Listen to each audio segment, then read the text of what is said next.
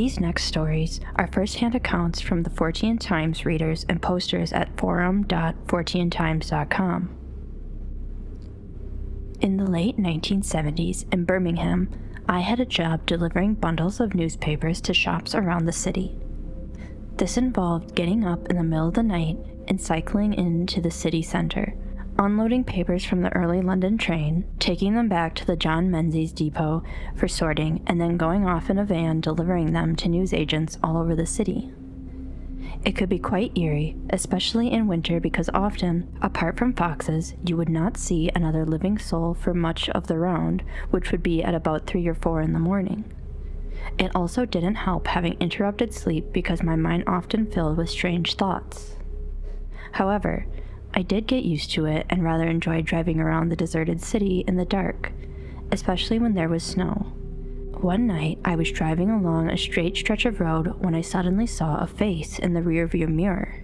It was a peculiarity of those old transit vans we used that, although the rear doors had no windows, there was still an internal rear view mirror fitted above the front windscreen, so the eyes I was looking at had to be behind me in the back of the van. I almost drove off the road, jerking around to see who it was, but there was no one else in the van. Just the bundles of paper I was delivering. I probably would have forgotten all about the incident, but then, a few nights later, the exact same thing happened again, and I realized it was the same van. When I got back to the depot, I asked the foreman if there was anything odd about that vehicle, and he said that, funnily enough, it had been stolen a couple weeks before. In freezing weather, we used to leave the vans with their engines running in the yard while we sorted the papers, and that night, someone had just driven off with one. It had been found abandoned and apparently undamaged in Manchester a couple of days later. So what, I wonder, had the van been used for when it was stolen?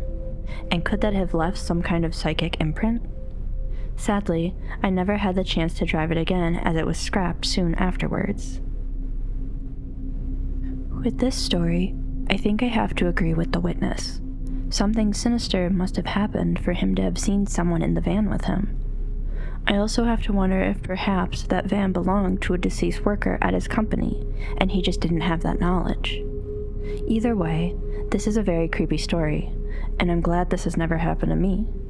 Has something like this ever happened to you?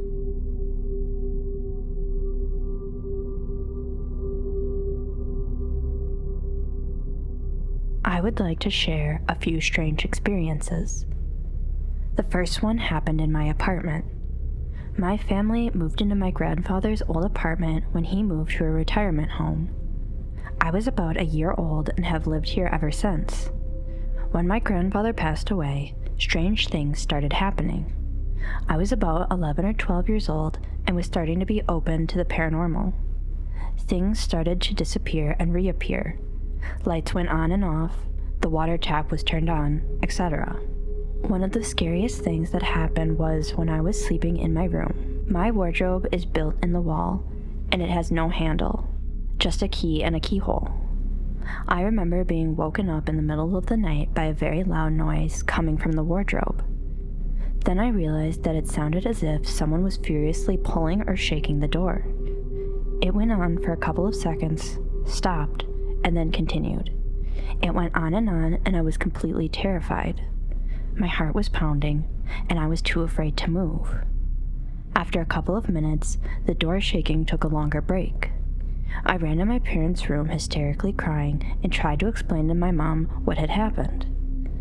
She didn't quite understand, but she let me sleep next to her for the rest of the night. I was still very shaky, and I remember I heard that the wardrobe door continued to shake until I finally went to sleep a couple of hours later. This happened twice, and it woke me up, so it couldn't have been a dream. Another thing that happened in the apartment some years later, I remember passing my parents' bedroom, looking into it only from the corner of my eye. What I saw was very bizarre. On my mother's side of the bed, I saw a seated black figure holding his head in his hands as you do when you feel really troubled. I dared not turn to look at the being head on because I didn't want to believe what I saw. I think I might have seen the same black figure once or twice after that, but only from the corner of an eye and in different places. I don't know who this is. All I know is that this house is over a century old, and that my family is the third or fourth to live here. The third strange thing that happened to me was during an early morning walk with my dog. It was October or November and very dark outside. I believe it was around 6 o'clock in the morning, and I was almost the only one out and about at that hour. I usually went for the same walk every morning around a patch of green in Stockholm called Garde. People come here to walk their dogs. It's almost like a big park with fields and a patch of woods. I walked on one path on the field, and it was almost pitch black. I could barely see what was around me. Suddenly, I saw a person walking in the opposite direction to my right, maybe 20 to 30 meters from me. The strange thing was that, though he was moving very fast, his legs were not. It was as if he were hovering above the ground. It didn't occur to me how strange this was until I realized that he was completely white. I only saw him for a second or two, but if he had been a real person, I wouldn't have been able to see him at all because it was so dark. I wasn't scared, just stunned and amazed. When I had walked a bit further, I decided to go home because I had begun to feel a little uncomfortable. I know now that Garde has been used as a military exercise field since the 17th century. Maybe the figure I saw had some connection with that. If I put myself in this person's shoes, I'm not sure I would have reacted as calmly. I think I would have already been spooked just by being by myself in the early morning darkness. I also think I tend to agree with this person that perhaps whoever they saw has been long gone and was either taking a walk they would have taken whenever they were alive, or maybe they were once a military officer taking their rounds for the day. I can't really say. I also find it interesting that as far as we know, the dog had no reaction to this figure. At least the witness did not mention it in their story. Oftentimes, animals seem to be able to sense things us humans cannot, and it's quite strange to me that this dog seemingly had no reaction at all. And with whatever this shadow figure is, I really don't know. I don't know if shadow figures are also ghosts or poltergeists. I don't know if maybe our brains like to sometimes make these figures appear in our peripheral vision or what. But with the house being so old, it could be somebody who had previously lived there that had died in the house and was still lingering.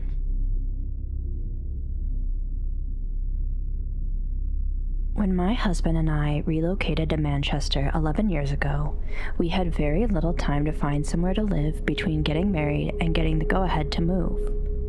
On visiting letting agencies, we found our choice in the location we wanted limited to a tiny flat or a large turn-of-the-century house. Naturally, there was no contest, and at that time, the cheaper rent, after living down south, meant that an Edwardian house in North Manchester was affordable. I'm usually a bit sensitive to what I term busy houses, but in the chaos and stress of moving in, I was too preoccupied to notice anything out of the ordinary. It wasn't until we put our first picture up that I began to wonder if the house was as quiet as it first seemed. The picture was a glass-covered, frameless print of nudes dancing by Rodin. My husband firmly secured it, or so we thought, to the wall above the large marble fireplace, but about 20 minutes later, it fell, clearing the large mantelpiece by a good few inches and landing on the floor. The glass was smashed irreparably, and it frightened the life out of us. We couldn't work out how the picture had managed to avoid the wide mantelpiece below it, but we were too relieved that no other damage had been done to worry about it any further. And so it began. The toilet would flush itself at night so often that we began to ignore it.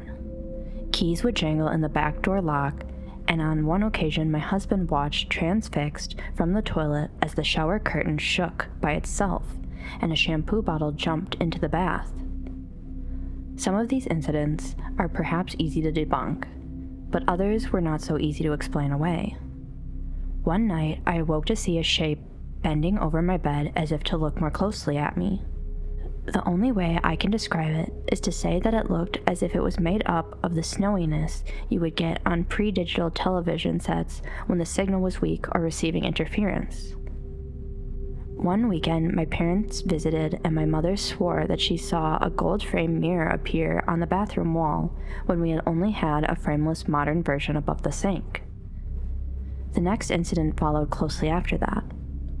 My mother had made some slightly disparaging remarks about who might have lived in the house, and I cautioned her not to say such things in a busy house. Shortly after my parents had left to drive home, the biggest haunted house cliché of all took place. A small picture of my parents and a metal stand-up frame, which had been on the mantelpiece for months, crashed to the floor. It was unharmed, and I replaced it, and then made a quick call to my parents' mobile to check all was well. It never fell down again in the remaining time we lived there, and neither did my mother ever mention the previous occupants again. The strangest thing of all is that I never felt scared in the house, even when alone at night. I was more annoyed than anything.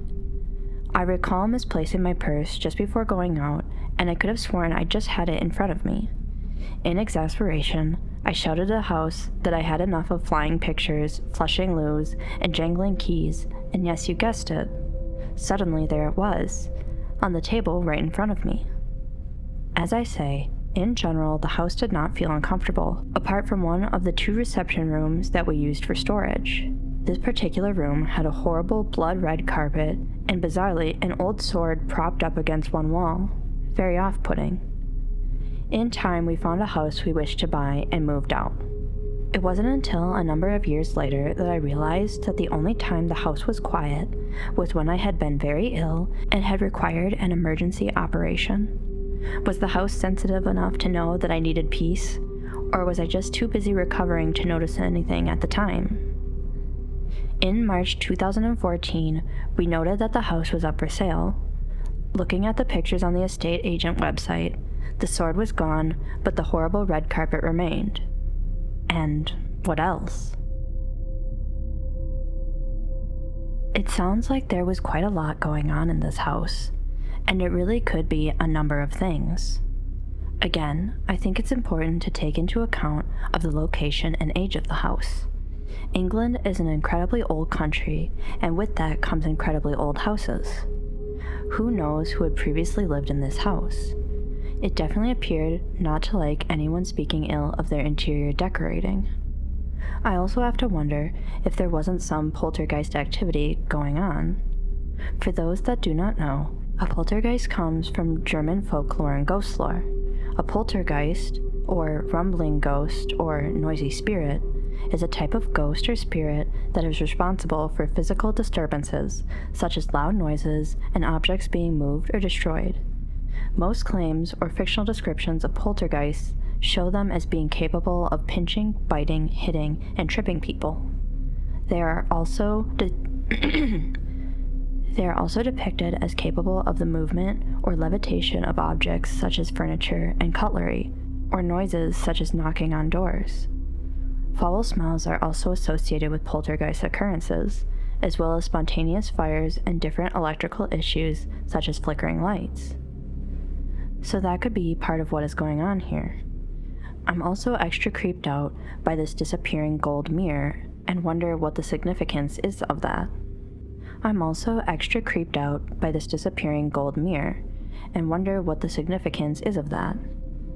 I also have to wonder what could have happened if the witness had remodeled any of the house, especially changing the room with the red carpet and removing the sword. I get the sense the activity in the house would have picked up and turned more sinister. What are your thoughts on this one?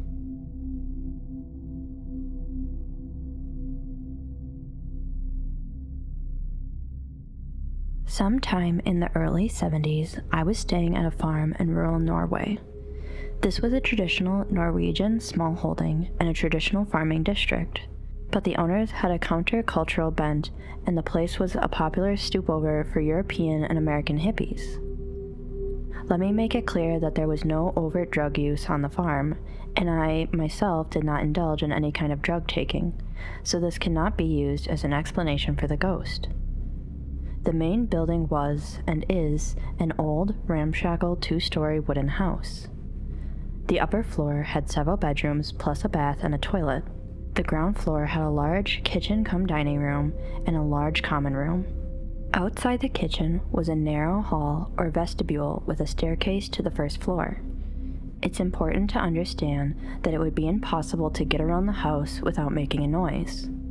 The staircase was creaky, and the outside door and the kitchen door were large, ungainly affairs with heavy, hand-wrought hinges, locks, and handles, at least 100 years old and maybe more. One night, I had to sleep in the kitchen, which was equipped with bunk beds, since all the upper bedrooms were taken. I was thus the only person on the ground floor. Sometime during the night, I was awakened by heavy footsteps, slow and deliberate, tramping around inside the kitchen. It was absolutely pitch dark, so it was impossible to see anything. I was, of course, scared stiff, so I didn't dare switch on the light. I just lay stock still until the footsteps stopped. The obvious explanation would be that someone else in the household had come into the kitchen, but if they had any business there, they would have switched on the light or carried a torch. On the other hand, if somebody had wanted to scare me as a practical joke, they wouldn't have been able to enter or leave without making a lot of noise. Having stayed there many times before, I knew the sounds of the house well, and I am certain that nobody left the room after the footsteps ceased. So, to make a long story short, I'm pretty sure it was a ghost, whatever that is. Stupidly, I never told the owners about it, so I never got to know if the house was supposed to be haunted. I have of course ruled out house noises as a cause of these sounds. Heavy footsteps are heavy footsteps, and everybody knows they sound different from the cracks and pops in old wood. A possible cause could be mice. I have lived in 2 different houses with mice, and apart from the fact that you would never believe what a racket these small animals can make, it is impossible to mistake them for footsteps. So, with this story, I have to wonder if again this could be poltergeist activity. Maybe with so many different people coming and going through this house, there's just a lot of energy here. Perhaps someone had died in the house. I don't know. It's definitely a shame that the witness never talked to the owners of the house about this incident, as maybe they would have been able to give some answers to what happened. And of course, adding some critical thinking to this story, it could be possible that this was maybe an auditory hallucination. That would be the only thing I could think of that would explain this event if it really wasn't a living person. But obviously, I can't say for sure one way or the other. Let me know your thoughts.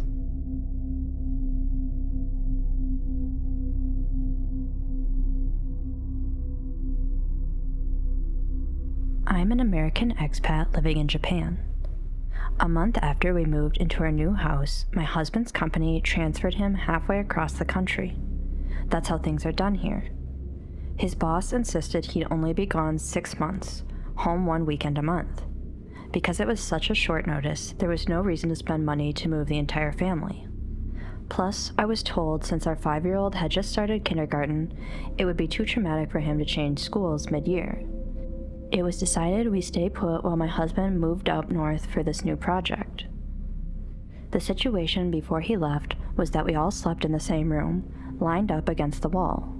My husband, me in the middle, my son on my other side. After the move, my son and I were lonely, but we soon developed little nightly rituals to keep us entertained. Brush teeth, pro wrestle, storybook, sleep. It must have been the 2nd month of my husband's absence that I developed an overwhelming feeling of dread. Something bad was going to happen. At first, it was a vague anxiety, but as the days and weeks passed, it grew. And it grew until I was certain something tragic was going to happen to my little boy. It got to the point where after sending my son off to kindergarten in the bus, I grabbed my keys and immediately jumped in the car and followed them. I was the creepy mom hanging around the school fence waiting for whatever the bad thing was to happen. I felt if I was near him that maybe I could prevent it or mitigate it somehow. The dread continued, and then around the 5th month of my husband being gone, about the time we learned that the contract was probably going to take a lot longer, I started having bad dreams. Nothing I could remember on waking, however. But the nightmares, too, got worse until finally, one night, after our pre-bedtime ceremonies, we both fell asleep. Except I had a lucid dream. It began with a man violently shaking me awake. I tried to get up, but he kept using the butts of his hands on my shoulders to push me back down. I'd try again. Down. The final time, he sat back and allowed me to sit up. He smiled. I was aware of my son sleeping beside me, but I knew if I looked over to see if he was okay, that's where this man creature thing's attention would also go. So I froze. Finally, without a word, the man reached his arm out and pointed at me. Still smiling, he leaned in until his finger pressed into my chest. He kept pushing, and it felt like it went halfway through me. I remember how shocked I was at the pain. I wanted to scream, but couldn't. My next memory is waking up the following morning. My shoulders and chest where he had touched me still burned, and I felt frightened and physically ill about the whole thing. Since I didn't want to upset my son, however, it was business as usual. That is, until over breakfast he asked me if Daddy could play with him today after kindergarten.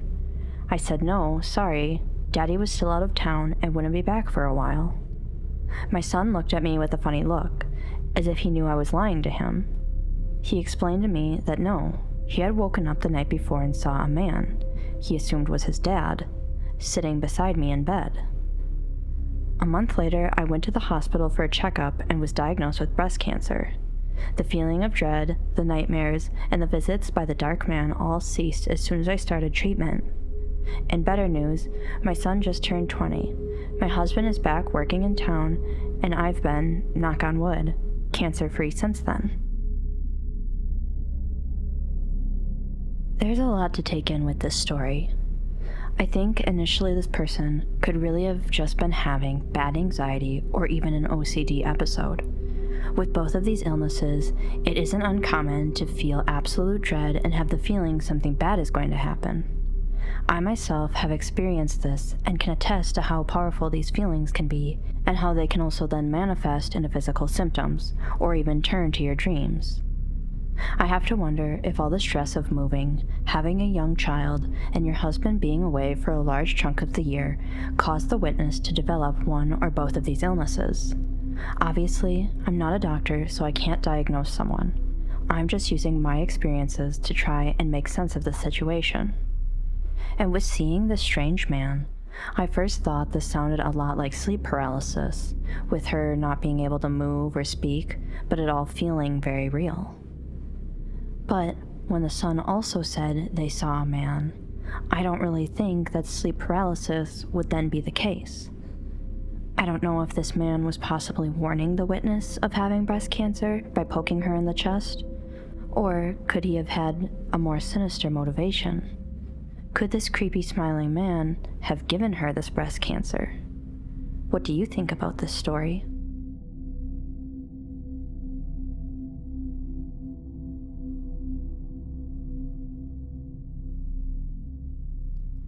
In 1991, my maternal grandmother passed away in hospital. One of the last visits my mother made, my grandmother was adamant that her sister-in-law Lily had been in to see her. As my grandmother's mind was wandering, my mother chose not to upset her, so didn't remind her that Lily had died 6 years earlier.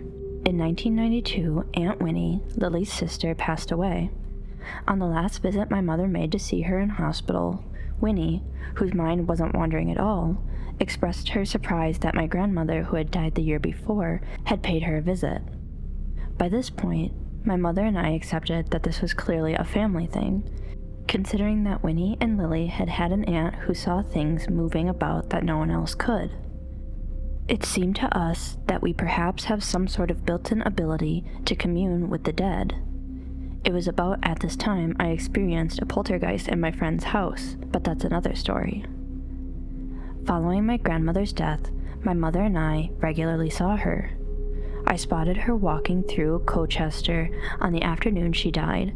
At the same time, I thought nothing strange about seeing her in the street, though I knew she was in hospital and had been ill for some time, and I later saw her standing in a car park in the rain.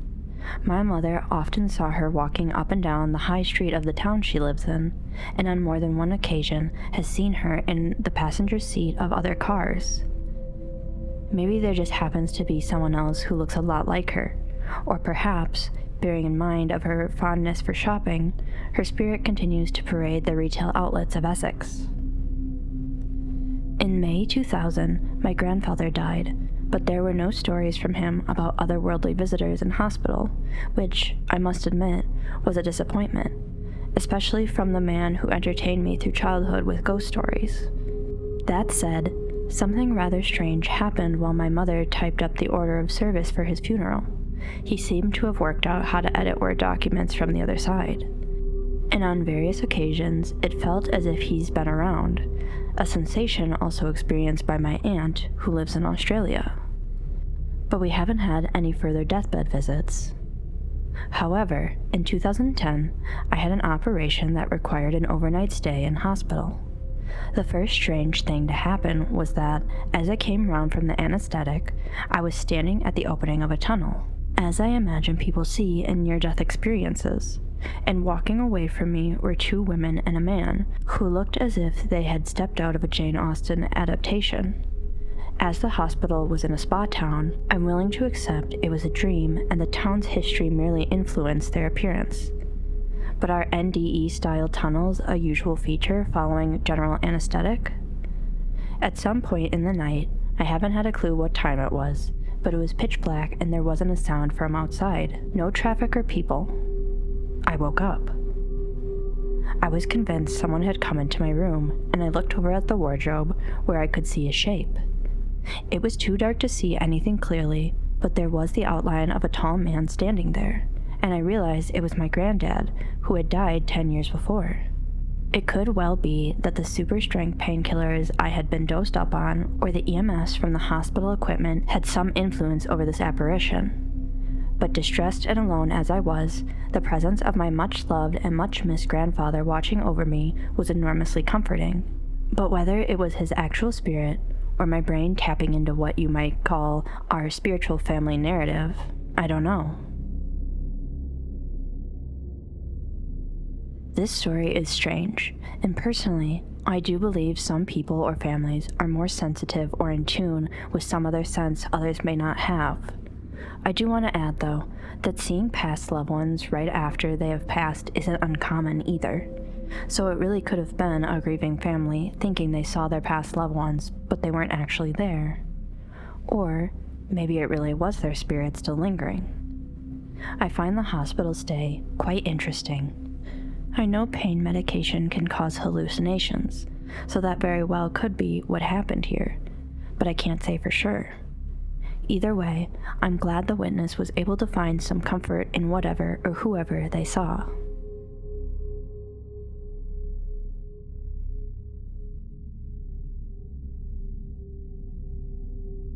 My parents divorced when I was 6, and my mother took me and my 3 older sisters from our house in Melbourne, Australia, to a series of temporary addresses in Brisbane, her and our place of birth. When I was 7, we finally moved into a house. It took my mother a long time to find a place both big enough for all of us and cheap enough for a single mother to afford. It was an old place, a timber Queenslander. I have no idea just how old it was, but there was an old coal burner kitchen that was blocked off from the modern gas kitchen. This meant that the house must have been built at least 50 years earlier and could have been much older.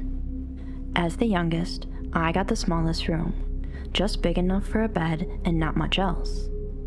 From the beginning, I didn't like the place. I don't remember when I realized it was haunted, but I have early memories of closing my eyes before entering rooms, particularly at night. When alone in my room during the day, I saw shadows dancing around the corners of my vision. I got used to it in the end. I was too scared to try and talk to the ghosts. I knew they weren't friendly and were teasing and mocking me. At night, I would sleep with the sheets over my head, too terrified to open my eyes. Occasionally, I would feel them touching me with probing fingers. One day when I was 9, I was talking to my mother who was watching television, and I entered the hallway leading to my room without closing my eyes first. I looked into my room and saw something that has stayed with me to this day. A man dressed entirely in black. He was rather ordinary looking, bald with a narrow strip of hair around the back of his head, but everything else about him was far from ordinary. He was draped in a transparent black veil, that covered his whole body, under which he wore a black tank top. He was bent over, doing something with his hands on the wall. I saw him side on. He heard me, turned, and stared at me for a whole second. His eyes were bright red, like a modern red LED. He had no expression, but unlike the other shadowy figures I would see during the day, he was completely solid and looked human. Abruptly, and without a sound, he ran directly into the wall and vanished. I was left standing, speechless with terror. I told my mother what I had seen, and she just laughed at me. I moved from that room shortly after when my eldest sister moved out into the room on the other side of the hallway. I was very careful after the incident not to look toward my old room without showing myself first. I never saw the creature again, but the occasional touching continued until we finally left the house in 1977 when I was 11. As an adult, I have been back to look at the outside of the house, but even now, I would not be game enough to go inside again. We moved into another house after my mother and I had lived in a flat for a year and my sisters had all left home. I reverted to my old habits of closing my eyes before entering a dark room and sleeping under the sheets. Then, after we had been in the new house for a few months, I had some friends around for a sleepover. We all slept together in the lounge. I awoke in the middle of the night and felt a peace unlike any I had felt before. It was a calm that went completely through me. I opened my eyes and saw a woman. She was standing in the doorway and dressed in a long white dress that covered her feet, like a bride on a wedding cake. There was a pattern on the dress, but I couldn't make it out. She stood about 5 feet tall and had curly light brown hair. She was looking directly at me, smiling. I looked at her and smiled back. She was lovely, and I have never felt like that before or since. And then she slowly vanished. I looked at where she had been standing for a few minutes and went back to sleep, feeling wonderful. To me, it was obvious why she had appeared. I have always believed that she knew what I had gone through over the 5 years in the other house and was telling me that I was safe in her house. It changed my life and I stopped being frightened. I never saw her again. Many people will dismiss my experience because of my age at the time. All I can say is that I know that this is how it happened. I was never the sort to imagine events and pass them off as real. I can't explain the events or the reason for the first house's haunting. Neither my sisters nor my mother saw anything strange in the house to my knowledge.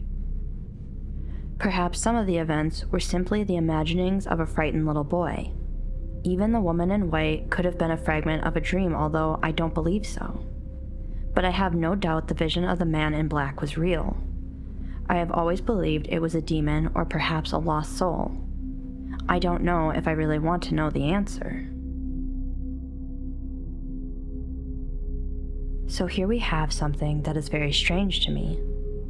First off, I appreciate the witness saying that they were young and it's entirely possible some of these sightings could have just been his imagination. That being said, the strange man in black with red eyes is downright terrifying. Often, I feel like these type of sightings, the figure someone sees doesn't appear solid and doesn't seem to acknowledge the person seeing them.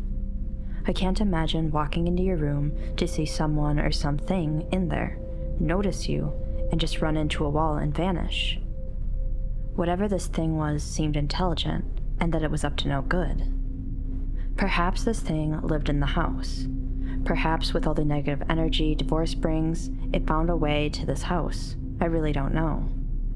I do find it interesting the other people who lived in this house never saw or sensed anything, as far as we know.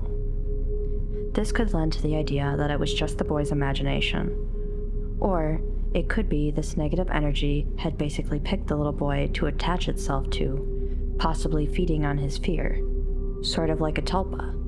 And with moving into the new house, I have to wonder if whoever this good woman was either a guardian angel or just a positive spirit who lived there who kept the bad thing away. Either way, I'm glad the boy was able to finally feel calm and relaxed in a new home.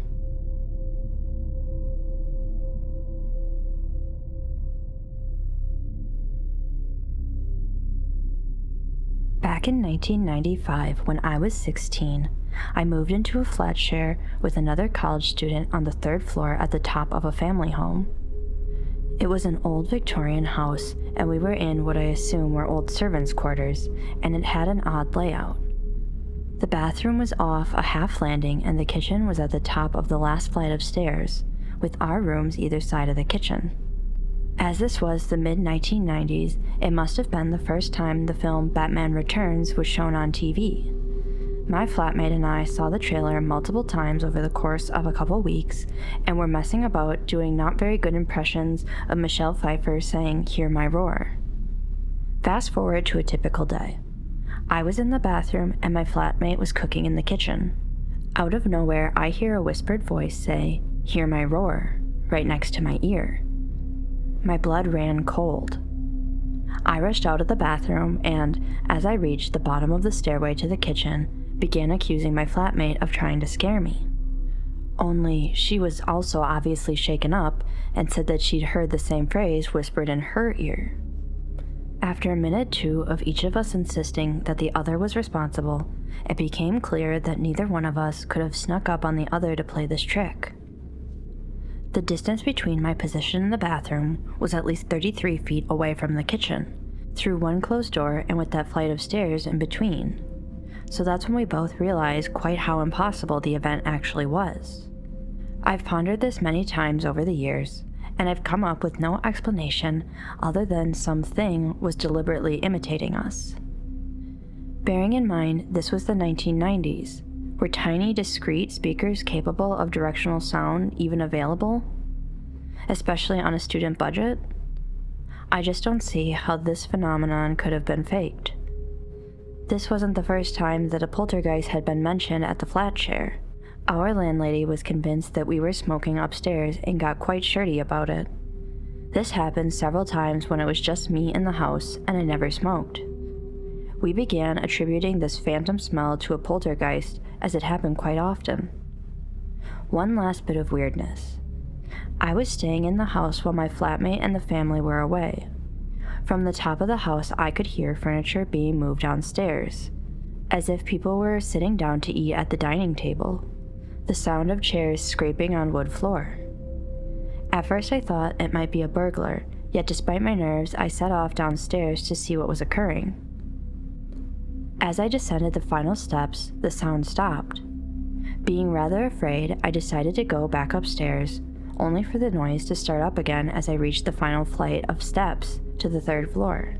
Feeling genuinely freaked out, I again went back downstairs. Again, the noise stopped as I was descending the stairs to the ground floor. This time, I summoned the courage to look, and you won't be surprised to learn that there was no obvious source of the noise. Somewhat stunned, I then checked the doors, windows, and security alarm. All was as it should be. There was an amusing coda of my time in this flat. After a year, I moved to my own flat, and within a couple of days of arriving, I smelled phantom smoke. For a day or two, I was genuinely worried that that thing had followed me. Luckily enough, it soon became clear that my upstairs neighbor was a pipe smoker.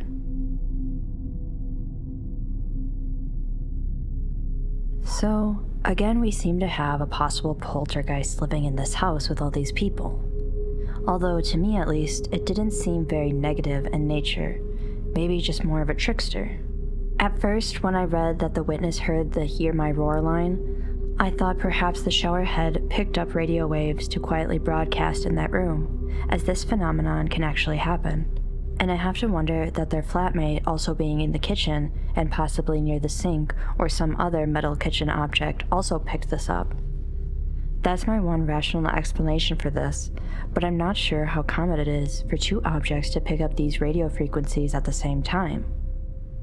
Now, with the smoke smell, I have to wonder if perhaps a previous tenant of the building was a pipe smoker and maybe their energy or spirit still lingers in the house and their smell came with it.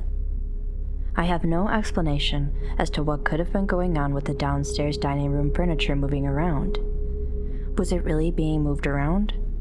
It honestly kind of freaks me out that a supposed ghost has the strength to move objects like chairs around.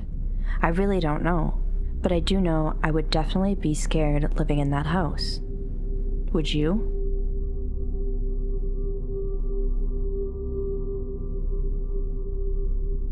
I've seen it twice now.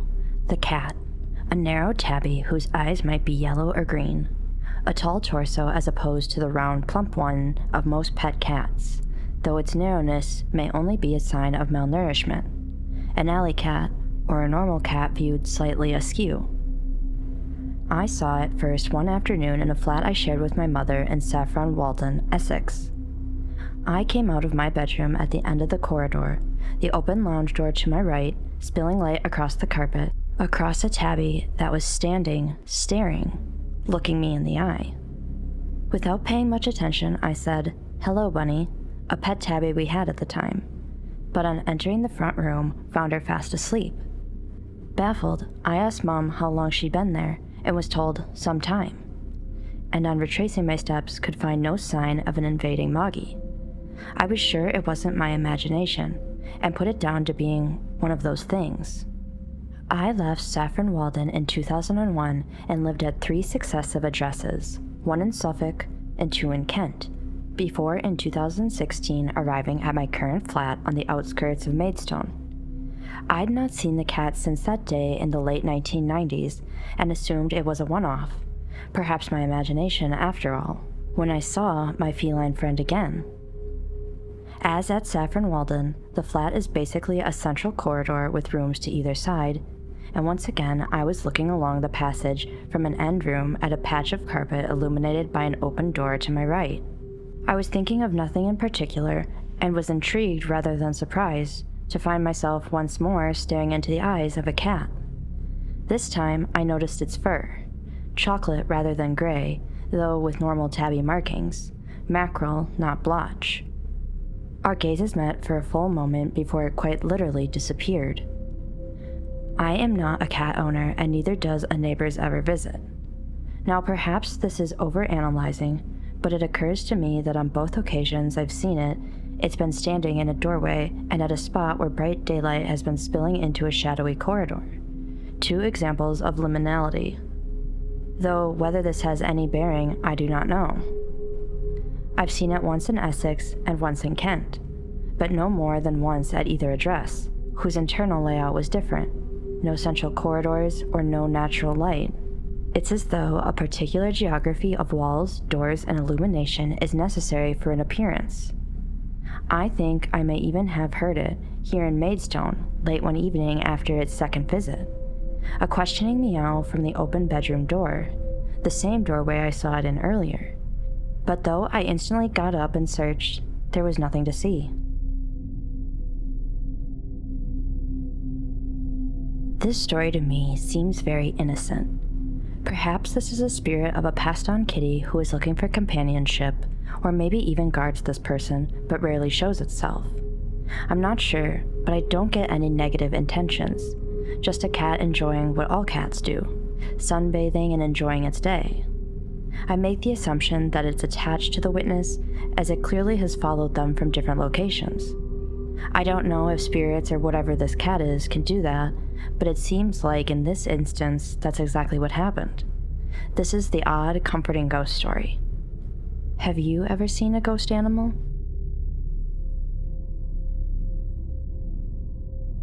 Thank you for watching this video. I hope you enjoyed it, or got scared by it. Please let me know if you like these ghost stories and would like more. If you have your own ghost stories or any other scary stories, please leave it in the comments or go to my subreddit r/IHaveASpookyStory. Maybe your story will be in the next video. I also just wanted to take a moment and say thank you to everybody who's subscribed to me. I'm now past 500 subscribers, and I really never thought this would ever happen. So thanks for hanging out with me and enjoying spooky stories as much as I do. Good night, sleep tight, and don't let the shadows bite.